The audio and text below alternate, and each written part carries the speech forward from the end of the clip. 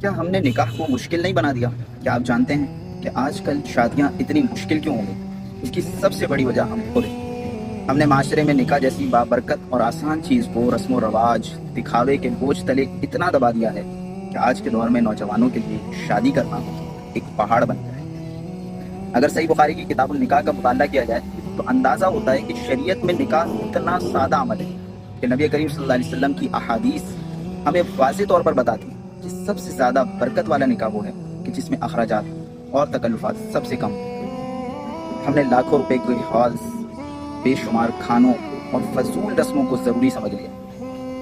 اب جناب وہ مایو بھی ہو رہا ہے، تو مہندی ہو رہی ہے، تو پتہ نہیں اور طرح طرح کی کتنی رسمیں ہو گئی ہیں، جبکہ اسلام میں صرف ایجاب و قبول، مناسب حق مہر اور گواہوں کی موجودگی سے ایک پاکیزہ رشتہ قائم ہو جاتا ہے۔ تو ذرا سوچیں، اگر ہم کتاب النکاح کی ان مستند تعلیمات پر واپس آ جائیں تو ہمارے معاشرے سے کتنی بے راہ روی اور ذہنی دباؤ ختم ہو سکتا ہے۔ کیا آپ کو بھی لگتا ہے کہ ہمیں شادی کے معاملات میں سادگی واپس لانے کی ضرورت ہے؟ اپنی رائے کمنٹس میں ضرور بتائیں۔